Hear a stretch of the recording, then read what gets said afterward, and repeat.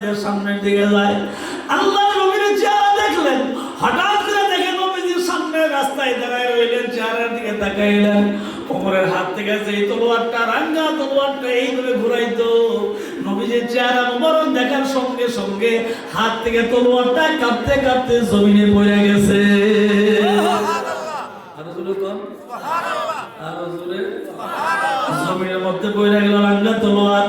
রাঙ্গা তলোয়ারটা যখন জমিনের মধ্যে পড়ে গেল, আল্লাহর নবী খাত্তাব আলাইহিস ওমর রাদিয়াল্লাহু আনহুর চেহারার দিকে তাকালেন আর বললেন, ও ওমর রে, তলোয়ারটা কেন জমিনের নিচে ফালাইলা, মাটিতে কেন ফালাইলা? তলোয়ার না তোমার হাতের ভিতরে ছিল।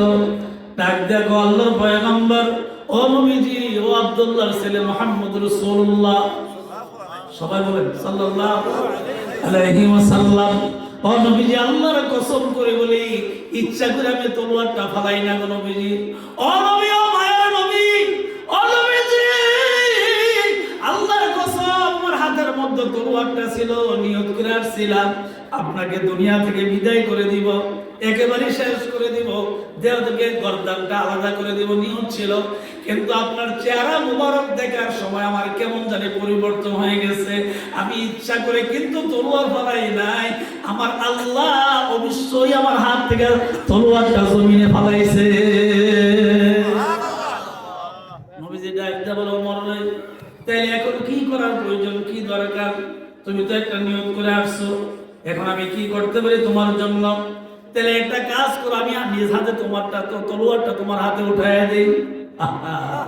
কেমন নবী! আমি আমার নিজের হাতে তলোয়ারটা তোমার হাতের মধ্যে উঠাইয়া দেই, তুমি আমাকে মানে যে নিয়ত করে আসছো ওই কাজটা তুমি সেইরা ফেলাও। সাথে সাথে নবীদের কদমের ভিতরে পড়ে গেলেন।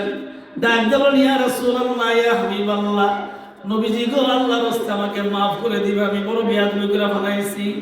যে বিয়াদবি করেছি, পরকালে মুক্তির কোনো ব্যবস্থা নাই, পরকালে মুক্তির কোনো ব্যবস্থা নাই, জাহান্নাম ছাড়া উপায় নাই। ও নবীজি, আপনি কি বলেন, তলোয়ার উঠাই দিবেন? আমি তো অনেক বড় বিয়াদবি করে ফেলাইছি গো নবীজি। আপনার মায়াবী চেহারা, এই নূরের চেহারা দেখে তো আমি সহ্য করতে পারি নাই। নবীজি গো, তলোয়ারের জায়গায় যাক, যা মনে চাই তাই হোক। নবীজি গো, আল্লাহর কসম করে বলি গো নবীজি, আপনার চেহারা দেখার কারণে আমার মনের পরিবর্তন হয়ে গেছে। সুতরাং তলোয়ারের জায়গায় থাকবে, আমার আপনি পড়াই দেন, আশহাদু আল্লাহ, পড়েন, আশহাদু আল্লা ইলাহা ইল্লাল্লাহু ওয়াহদাহু লা শারীকা লাহু ওয়া আশহাদু আন্না মুহাম্মাদান আবদুহু ওয়া রাসূলুহু লা ইলাহা ইল্লাল্লাহ, লা ইলাহা, জবান খোলেন, লা ইলাহা ইল্লাল্লাহ,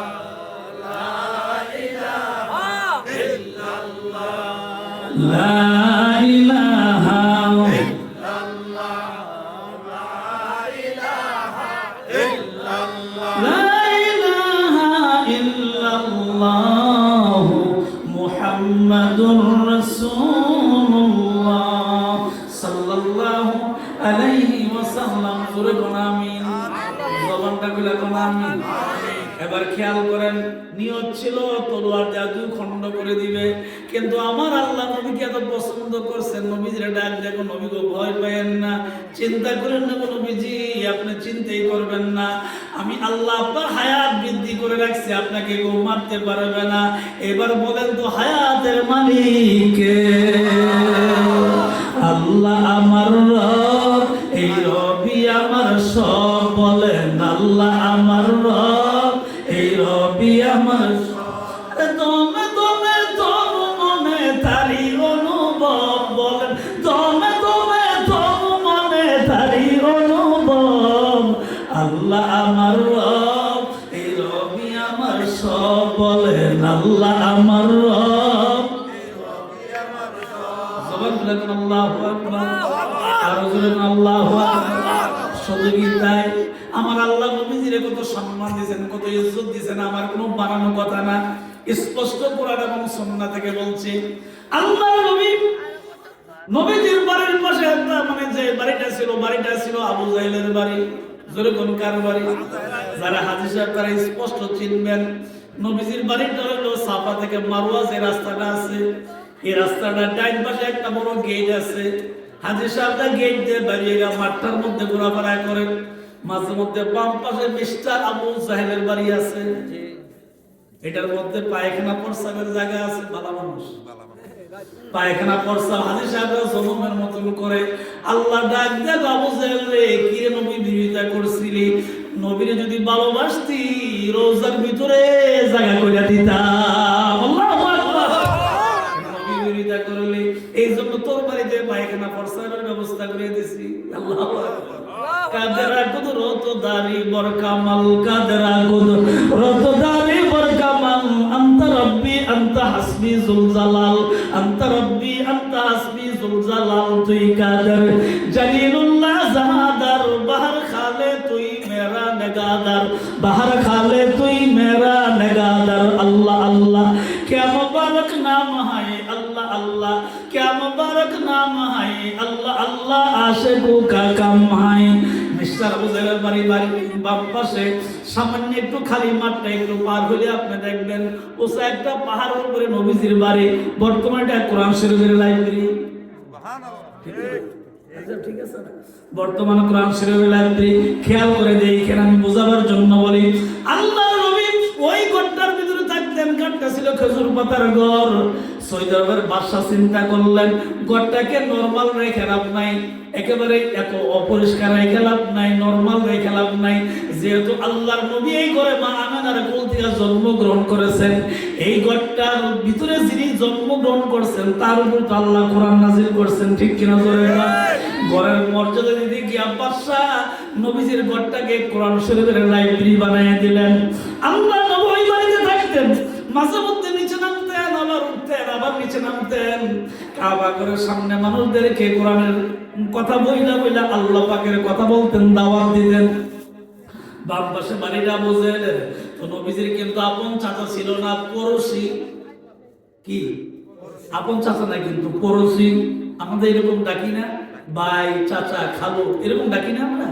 এইরকম ডাকাডাকি করে নবীজি আবু জাহেলকে চাচা ডাকতেন, পড়োশি হিসাবে চাচা ডাকতেন। আল্লাহর নবী আবু জাহেলকে চাচা ডাকে, আবু জাহেল কিছুই বলে না। 40 বছর পার হওয়ার পরে আল্লাহ পাক ডাক দেন, জীবনে আমার পয়গম্বর, আমার আখিরি নবীর 40 বছর মানে একেবারে পুরোপুরি কমপ্লিট হয়ে গেছে। ও জিবরাইল, তামাম পৃথিবীতে আমি আল্লাহ পাক যত নবী পাঠাইলাম সমস্ত নবীদের কাছে আসমানি ওহী পাঠাইলাম, আসমানি ওহী আমি আল্লাহর পক্ষ থেকে ওহী পাঠাইলাম। সুতরাং আমার আখিরি নবী আর পরে কোনো নবী আসবে না। সবাই বলেন খাতামান নবীন। এরপরে আর কোনোদিন কিয়ামত পর্যন্ত নবী আসবে না। যদি কেউ নবী দাবি করে কোনোদিন মুসলমান না, সে স্পষ্ট কাফের। ঠিক না? আরো জোরে। নবীর পরে আর নবী নাই, নবীর পরে আর কোন নবী নাই। আল্লাহ পাক ডাক দিয়ে বলেন, জিবরাইল, ও জিবরাইল, এই নবীর পরে আর কোন নবী আসবে না। আমি আল্লাহ পাক ওনার কাছে কোরআন নাযিল করব। আল্লাহ পাকের শ্রেষ্ঠ পয়গম্বর হেরা গুহার ভিতরে দেন মগ্ন থাকতেন। কেমন দেন ছিল আপনি চিন্তা করে দেখেন। বাড়িঘরের বিছানা সুন্দর, আপনি কেন এখানে আসছেন উদ্দেশ্য একটি, আল্লাহ তুমি আমারে মাফ করে দাও। ঠিক না? ঘরের ভিতরে আরামের বিছানা ছিল, লেপ তোষক ছিল। এই যে আমি তো ছিলাম কবির সাহেবের বাড়িতে, কত সুন্দর বিছানা আমারে বিছিয়ে দিচ্ছে। আমি আইসে দেখলাম বিছানা সুন্দর, এর উপরে একটা নামাজের মুসল্লা আছে। আমি ওইটাই আসার উযু ছিল, আসার নামাজটা বইয়া নিলাম। এত সুন্দর বিছানা, আপনি আপনার বাড়ি আরামের বিছানা হারাম করে আপনি এখানে বসে রইলেন। একটা উদ্দেশ্য, আল্লাহ তুমি আমারে মাফ করে দাও। পড়েন সবাই, রব্বানা যালামনা আনফুসানা ওয়া ইল্লাম তাগফির লানা ওয়া তারহামনা লানাকুনান্না মিনাল খাসিরিন। কার কাছে বলবেন? একটু জোরে কোন কার কাছে বলবেন? আমার সাথে আবার বলেন, রব্বানা আতিনা ফিদ দুনিয়া হাসানাতাও ওয়া ফিল আখিরাতি হাসানাতাও ওয়া কিনা আযাবান নার। জোরে কোন আল্লাহ আমার রব, এই রবি আমার সব। বলেন আল্লাহ আমার রব, এই রবি জিবরাইল হেরা গুহায় ধ্যানে মগ্ন হয়ে এমন একটা জায়গায়, একটা কঠিন জায়গা, যে জায়গার মধ্যে নবীজি ধ্যানে মগ্ন থাকে। এই জায়গাটা অনেক কঠিন, উঠতে গেলে অনেক কষ্ট, অনেক উঁচা।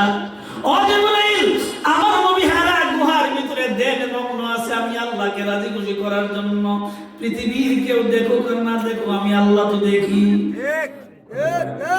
ঠিক কিনা ধরে? আর রাতের আধারে মুখলিসুর রহমান মান্নানি গুনাহ করে না সওয়াব করে, আল্লাহ দেখে কি দেখে না? আপনি কি গুনার কাজ করেন না সওয়াবের কাজ করেন? পৃথিবীর কেউ না দেখলো, একজন দেখে। জবানটা খুলে বলেন তার নাম কি? আল্লাহু আকবার। সে আল্লাহ পাক দেখেন, সে আল্লাহ ডাক দেখো জীবনাইলে আমার পয়গম্বরের দেনে মগ্ন আছে, 40 বছর পূর্ণ হয়ে গেছে। আমি আল্লাহ সিদ্ধান্ত নিলাম আমার নবীর কাছে ওহী পাঠাবো। আমি আল্লাহ পাকের পক্ষ থেকে আমার কালাম পাঠাবো, আমার জবানের কথাগুলি আমি নবীর কাছে পাঠাবো। ও জিবরাইল, কিতাবটার নাম হবে কোরআন। জোরে কোন কি? আরো জোরে। কিতাবটার নাম হবে কোরআন। নবী যেমন দামি, কিতাবটা ওই রকম দামি। ঠিক কি না? কিতাবটা এরকম দামি, নবী আমার ওই রকম দামি। ও জিবরাইল, হারাম হয় দেন এবং খেয়াল করবেন, আল্লাহ পাক পৃথিবীর কাউকে আল্লাহ পাক সালাম দিছে না, আল্লাহ পাক কাউকে সালাম দেয় নাই। শুধুমাত্র আল্লাহ পাক ডাইরেক্ট একজন ব্যক্তিকে সরাসরি আল্লাহ পাক সালাম দিয়েছিল। যেই সালামটা পুরুষরা দেয় না, একজন মহিলাকে দিয়েছিল। এই মহিলা হইল আপনার আমার মা খাদিজাতুল কুবরা রাদিয়াল্লাহু তাআলা আনহা। সুবহানাল্লাহ। কেন দিলেন আল্লাহ পাক? কেন এই মহিলাকে সালাম দিলেন? কারণটা কি? একমাত্র একটাই কারণ, নবীর ভালোবাসা ছিল মহিলাটার ভিতরে। ঠিক কিনা জোরে কর? শুধু স্বামী ছিল না, আল্লাহর পয়গম্বর একদিক দিয়ে স্বামী, আরেক দিক দিয়ে আল্লাহর নবী রহমতের নবীর ভালোবাসা ছিল। তাম পৃথিবীর মানুষ কেউ জানে না, আল্লাহ ছাড়া কেউ জানে না। গভীর রাত যখন হয়ে যাইতো, মানুষরা যখন মক্কার মানুষ ঘুমায় যাইতো, আমাদের আম্মা খাদিজাতুল কুবরা রাদিয়াল্লাহু তাআলা রান্না করে করে খানাগুলি নিয়ে কষ্ট করে পাহাড় বেয়ে বেয়ে নবীজির কাছে খানা পৌঁছাইতে। আরে কষ্ট কারে কয়? কষ্ট কারে কয়? পুরুষ মানুষ করতে এখানে কষ্ট, কিন্তু নবীজির খাদ্যটা নিজাতে পাকাইয়া রান্না করে ওই জায়গার ভিতরে নিয়ে যাইতেন। হঠাৎ করে এইভাবে যে প্রতিদিন নিয়ে যায়, এই নেওয়ার ভিতরে একদিন আল্লাহ পাক ডাক দেখো জিবরাইল, খেয়াল করছনি আমার খাদিজা আমার প্রিয় বন্ধুর জন্য, আখিরি নবী দু জাহানের বাদশার জন্য, আমার নবীর জন্য খানাগুলি নিয়ে আসতেছে। জিবরাইল, ও জিবরাইল, আমি আল্লাহ ওনার এই আমল, এই কাজ দেখে আমি আল্লাহর এত ভালো লাগছে। জিবরাইল দেরি করিস না, আমি আল্লাহর পক্ষ থেকে আমার খাদিজারে সালাম জানাইয়া দিও। মাগো মা, মেয়ে সন্তান জন্ম হলে খাদিজা রাইখেন, মরিয়ম রাইখেন, উম্মে কুলসুম রাইখেন, উম্মে সালমা রাইখেন, ভালো ভালো নাম রাইখেন। না পারলে মসজিদের ইমামকে জিজ্ঞাসা করে। কারণ কিয়ামতের কঠিন ময়দানে যেই মেয়েটার নাম খাদিজা হবে, আমার আল্লাহ পাক শেষ পর্যন্ত যখন দেখবে তার আমল নামার ভিতরে ভালো কোনো আমল নাই, শেষ পর্যন্ত সে মুসলমানের সন্তান যে ছিল, এই হিসাবে কিয়ামতের দিন আমাদের আম্মা নবীজির প্রথম বিবি খাদিজাতুল কুবরা রাদিয়াল্লাহু তাআলার সঙ্গে ওই উসিলা স্বরূপ বানায়া জান্নাতের মেহমান বানায়া দিবে। বাবা আমার ভাইয়ারে, খুব মনোযোগ দিয়ে কথাগুলি শোনান। হইতে পারে মাহফিলটা আপনার জন্য জীবনের শেষ মাহফিল, আমার জন্য জীবনের শেষ মাহফিল হইতে পারে। আমি যে আবার ওয়াজ করতে পারে কোনো গ্যারান্টি নাই। আমার আব্বা এই জন্য বলতেন, হেলাই হেলাই কাটাইলা জিন্দেগি, হেলাই হেলাই কাটাইলা জিন্দেগি, সময় থাকতে না করিলা বন্দেগি, সময় থাকতে না করিলা বন্দেগি। মন্না বিশ্বাস ওয়াজ শুনছেন না, এলাকায় কোনো মুরব্বী নেই। ঠিক কিনা জোরে কর? আব্বা যারা ওয়াজ যারা শুনছে, এমন কোনো মানুষ নাই আব্বার ওয়াজ শুনে চোখের পানি ছেড়ে ছেড়ে কাঁদে নাই। আব্বা প্রায় সময় নবীজির কথা যদি ওয়াজের ভিতরে মনে হয়ে যাইতো, আব্বা কাঁদতে কাঁদতে ওই কথাটা বলতো, ওই মদিনার আরে পথে রে আমার, ওই মদিনার পথের রাত্রে, আরে চলছে নবী আবু বকর সাথে, ওই মদিনার আরে পথের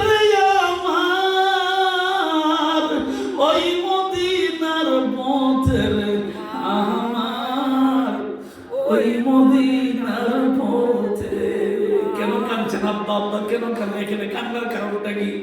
এই গজলটা বলে আল্লাহ আব্বা কেন কানছেন, কান্না কিন্তু কান্নার কোনো কারণ নাই, কি খুঁজে পাবেন কান্না? আব্বা যখন আমার আব্বা মরহুম সৈয়দ আব্দুল মান্নান বিশা রাহিমাহুল্লাহ আব্বা জান যখন বলতেন, আমি যখন ছোট ছিলাম আমি নিজের ছবি দেখছি, আব্বা এত কান্না কাঁদতেন। আব্বা ওনার নিজের বাসা দিয়ে বুঝাইছেন, আমি এই জন্য এই গজলটা বলার সময় কান্দি। আমার নবী যখন আবু বকর সিদ্দিক রাদিয়াল্লাহু তাআলাকে হাসাতে করে লইয়া উঠে আরোহণ কইরা মক্কা থেকে যখন মদিনার দিকে রওনা দিছে, কাবা করে কালো গিলাফটার দিকে তাকায়া কাঁদছে আর ডাক দেখো যে কাবার গিলাফ রে, ও কাবা, আমার তো মনটা চাই না তোমারে ফালাইয়া আমি মদিনাতে যাই। তখন তো মদিনা নাম ছিল না, নাম ছিল ইয়াসরাব। আরো জোরে, নাম ছিল ইয়াসরাব, মদিনা তো ছিল না। ইয়াসরাবটা হয়ে গেছে মদিনা, হইল নবীর ভালোবাসা। ঠিক কিনা জোরে? আব্বাজান কাঁদতেন আর বলতেন, আমি তো ওই কথা মনে করে কান্দি, আমার নবীজি ফালিয়াবুদু রাব্ব হাযাল বাইত আল্লাযী আত'আমাহুম মিন জু' ওয়া আমানাহুম মিন খাউফ। জোরে কোন কার ভয়? আরেকটু জোরে আল্লাহর নাম তো জোরে কোন কার ভয়?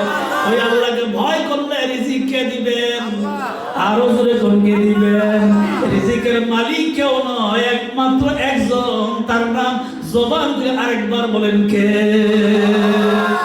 বাবা আমার ভাইয়েরা রে, ও বাবা ভাইয়েরা, খুব মনোযোগ দিয়ে কথাগুলো শোনো। আল্লাহ নবী খারা গোয়ায় দেন এবং নবীজি হারা গোয়ার ভিতরে শুয়ে আছেন, দেন এবং আল্লাহ দেন এবং ও জিবরাইল যাও। জিবরাইল দৌড়ে গেলেন হারা গোয়ার দেন এবং অবস্থায় নবীজির পাশে গিয়ে হাজির হয়ে গেলেন। নবীজি জিবরাইলের চেহারার দিকে তাকাইলেন, অন্য দিনের চেহারা আজকের চেহারা একরকম মনে হয় না। জিবরাইল নবীজির পাশে গেলেন, নবীজি জিবরাইলের দিকে তাকাইলেন, জিবরাইলের চেহারাটা কেমন যেন একটা হাসি খুশি মধুমাখা একটা চেহারা দেখা যায়। আল্লাহ নবী জিজ্ঞাসা করে, জিবরাইল রে, আজকের চেহারাটা কেন জানি তোমার সুন্দর সুন্দর দেখা যায়, ভালো ভালো দেখা যায়। জিবরাইল রে, আমি তো তোমার আরো অনেকবার জীবনে দেখছি, কিন্তু আজকের মতন আমি তোমার চেহারা দেখি নাই। জিবরাইল, কারণটা কি? জিবরাইল ডাকতে আল্লাহর পয়গম্বর, দেরি করবেন না, আপনি পড়েন বিসমিল্লাহির রাহমানির রাহিম, ইকরা বিসমি রাব্বিকাল্লাযী খালাক। জোরে কোন আল্লাহু আকবার, আরো জোরে কোন ইকরা। আপনি পড়ুন রাব্বিকা, যে রব, বিসমি রাব্বিকাল্লাযী খালাক, যে রব আপনাকে বানাইছেন সেই রবের নামে আপনি পড়তে থাকেন। আল্লাহু আকবার। আসেন এই কোরআন শরীফ না আমি বানাই না বলছি কিছু। নবীজিকে মেরাজ জিবরাইল বললেন, ও নবীজি আপনি পড়েন। নবীজি বলছেন কি, ও জিবরাইল, আমি তো কোনো পাঠক নই। সুবহানাল্লাহ। নবীজি কিন্তু এই কথা বলে নাই যে আমি পড়তে জানি না, এটা ভুল ব্যাখ্যা। নবীজি এই কথা বলে নাই যে আমি পড়তে জানি, নবীজি বলছেন আমি পাঠক নই। জিবরাইল দেখো নবী আপনি পড়েন। নবীজি আবার বলে আমি পাঠক নই। জিবরাইল বলছে নবী আপনি পড়েন। নবীজি বলছে আমি তো কোনো পাঠক নই। এবার জিবরাইল নবীজিকে এইভাবে দুইটা হাত দিয়া সুন্দর করে নবীজিকে ধরছেন, সিনার সঙ্গে সিনা লাগাইলেন। এবার জিবরাইল দেখো নবীজিকে আপনি পড়েন, ইকরা বিসমি রাব্বিকাল্লাযী খালাক। জোরে বলেন আল্লাহু আকবার। নবীজি পড়তে আরম্ভ করলেন, এত সুন্দর পড়া পড়লেন। আমার আল্লাহ নবীজির এই 23টা বছরের ভিতরে আমার আল্লাহ পাক নবীজিকে 30 পারা কোরআন নবীজির সিনার ভিতরে জায়গা করে দিলেন। নবীজি হাফজখানার মতো মুখস্থ করতে হয় না, কষ্ট করতে হয় না, দীর্ঘদিন হাফজখানায় পড়তে হয় না। কারণটা কি? আল্লাহ পাক একদম জিবরাইল নবীকে জানায়া দাও, নবীজিরে তো আমি আল্লাহ কাউ কোনো বিশ্ববিদ্যালয়, কোনো মাদ্রাসা, স্কুলে, কলেজ, ইউনিভার্সিটিতে কোথাও পড়াবো না, কোনো পড়ানোর দরকার নাই। বরং আমি আল্লাহ নিজে খুশি হইয়া বহিষ্ঠ মুআল্লিমান, আমি আল্লাহ নবীজিরে পৃথিবীর জমিনে শিক্ষক বানায়া পাঠাইছি। সুবহানাল্লাহ। আচ্ছা বলেন, কেউ যদি পড়ালেখা না করে আপনি কি রফিক সাহেবের শিক্ষক মানবেন? পড়ালে আলিম বা তাসাই পড়ছে না, উদাহরণ ক খ পড়ছে না, উনি কি জগন্নাথপুর সরকারি প্রাথমিক বিদ্যালয়ের শিক্ষক উপযুক্ত না? কিন্তু পড়ালেখা করছেন এই জন্য উপযুক্ত। নবীজি বলছেন আমি তো পাঠক নই। জিবরাইল দেখো নবী আপনি পড়েন। আল্লাহ দেখো বন্ধু আপনি পড়তে থাকেন, চিন্তা করবেন না, আপনার কষ্ট করা লাগবে না। এবার নবীজি পড়তে গিয়া আল্লাহ পাক তাকায় দেখলেন, আরে বন্ধুর জন্য কি পায়া। নবীজি পড়তেছেন, পড়ার সময় আল্লাহ পাক বন্ধুর নজর, চেহারার দিকে নজর করলেন, ঠোঁটের দিকে নজর করলেন, জবানের দিকে নজর করলেন। নবীজি যে জিহ্বাটা লড়ায় লড়ায় পড়তেছেন, আল্লাহ পাকের দেখা খুব মায়া লাগছে। আল্লাহ ডাক দেখো, নবী গো, ঠোঁট এবং জিহ্বা কষ্ট করে লড়াছাড়া করে পড়তে হবে না, আপনার পড়া লাগবে না। আমি আল্লাহ 1 নম্বর আপনাকে শিক্ষক বানায় দুনিয়ায় পাঠাইছি। 2 নম্বর আমি আল্লাহ আপনার 30 পারা, আমার 30 পারা কোরআন আপনার সিনার ভিতরে জায়গা করে দিয়েছি। বাবা আমার ভাইয়েরা, এমন সময় যে ওহী নাযিল হইলেন, নবীজির শরীরে কম্পন হয়ে গেল, জ্বর এসে গেল। নবীজি আস্তে করে মা পাহাড় থেকে নিচে নামলেন, বাড়ির দিকে দৌড়ায় গেলেন। আল্লাহু আকবার, আরো জোরে করুন। দৌড়ায় গেলেন বাড়ির দিকে, ডাক দিয়ে বলে, খাদিজা রে, আমার কম্বল দাও, কম্বল দাও। এই কম্বলের মধ্যে কোরআন শরীফে আছে, সুবহানাল্লাহ বলবেন না। এবং এই কম্বলের নামে একটা আল্লাহ সূরা নাযিল করছে, জোরে বলুন আল্লাহু আকবার। ও খাদিজা, কম্বল দাও, গায়ে দাও। কম্বলটা জোরে ধরলেন, আমার আল্লাহ একটা সুন্দর করে ডাক দিলেন, ও কম্বলওয়ালা নবী, সুবহানাল্লাহ জোরে বলুন। আমার আল্লাহ নবী এত ভালোবাসতেন, কম্বলটা জোরে নবীজি বিছানার মধ্যে শুয়ে রইছেন। নবী তো আল্লাহর বন্ধু, আমার আল্লাহ খুশি হয়ে ডাক দিয়েছে, ও কম্বলওয়ালা নবী, ওগো নবীজি, তোমারই প্রেম দরিয়ায় সাঁতার দিয়াছি। বলেন, ওগো নবীজি, তোমারই প্রেম দরিয়ায় সাঁতার দিয়াছি। আরে তোমারই প্রেমে পাগল, তোমারই প্রেমে পাগল খোদে মাওলাজি। ওগো নবীজি, তোমারই প্রেম দরিয়ায় সাঁতার দিয়াছি। ওগো নবীজি, তোমারই প্রেম দরিয়ায় সাঁতার দিয়াছি। জোরে আল্লাহু আকবার। আল্লাহ নবী এবারে জিবরাইল ডাক দেখো, নবীজি গো, আপনি কষ্ট করা লাগবে না, চিন্তা করা লাগবে না, আপনার কষ্ট করা লাগবে না। নবীজি এবার ডাক দেখো, খাদিজা রে, আমার তো শরীরের মধ্যে কেমন কেমন জ্বর, গরম গরম লাগে। এবার ডাক দেখো, কম্বল দাও। কম্বল দিলেন, গায়ের ভিতরে জড়ায় কম্বল নিয়ে বিছানার ভিতরে শুয়ে পড়লেন। আমার আল্লাহ কুদরতি একটা মুস্কি হাসি দিলেন। ডাক দেখো, বন্ধু গো, কম্বলওয়ালা বন্ধু, কম্বল নিয়ে শুয়ে রইছেন। আমি আল্লাহ তো আপনার কাছে কোরআন নাযিল করছি গো বন্ধু। আপনি মক্কার জমিনে মানুষের ঘরে ঘরে দাওয়াত দিতে থাকেন। 13টা বছর মক্কায় দাওয়াত দিবেন, মদিনায় 10টা বছর দাওয়াত দিবেন। এবার আপনারা বলেন, হুকুম কার? আরো জোরে। এই 23টা বছর আপনি দাওয়াত দিবেন, এবার দাওয়াত দিতে আরম্ভ করেন। আল্লাহর নবী দাওয়াত দেওয়ার জন্য ঘর থেকে বের হইলেন। ঘর থেকে বের হইয়া, যখন ঘর থেকে বের হইয়া, দিনের বেলায় তো পারে না, চতুর্দিকে শত্রু কাফেরদের ভয়। এবার রাত্র যখন হয়ে গেল, মানুষগুলা ঘুমায়া গেলেন, মক্কার মানুষ যখন ঘুমায়া গেলেন, নবীজি আস্তে করে নীরবে ঘর থেকে বের হইয়া কাবা শরীফের চতুর্দিকে মানুষের ঘরে ঘরে যাইতে আরম্ভ করলেন, মানুষের বাড়িতে যাইতে আরম্ভ করলেন। আস্তে করে ঘরের দরজায় গিয়া ডাক দে। আরে মক্কার মানুষ তখন যতই খারাপ ছিল না কেন, নবীজির চেহারা দেখলে মায়া লাগতো। আল্লাহু আকবার। যতই খারাপ, কিন্তু নবীজির চেহারা দেখলে মায়া লাগতো। দরজাটা খুলে দিত, নবীজি বলতো, আপনার পরে লা ইলাহা ইল্লাল্লাহ, পরে লা ইলাহা ইল্লাল্লাহ, লা ইলাহা ইল্লাল্লাহ,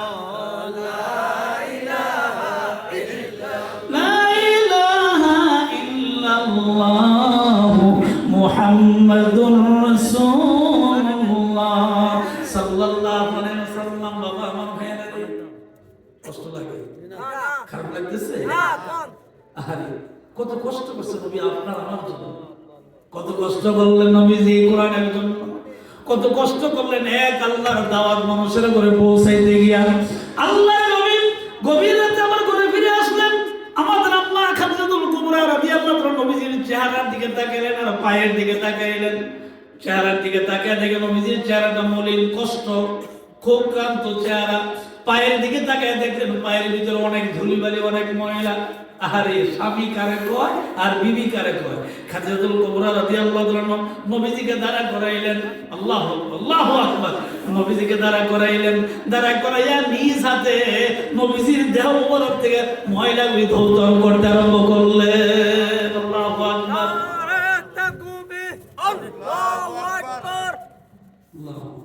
নারে তাকবীর। সবাই মিলে বলে নারে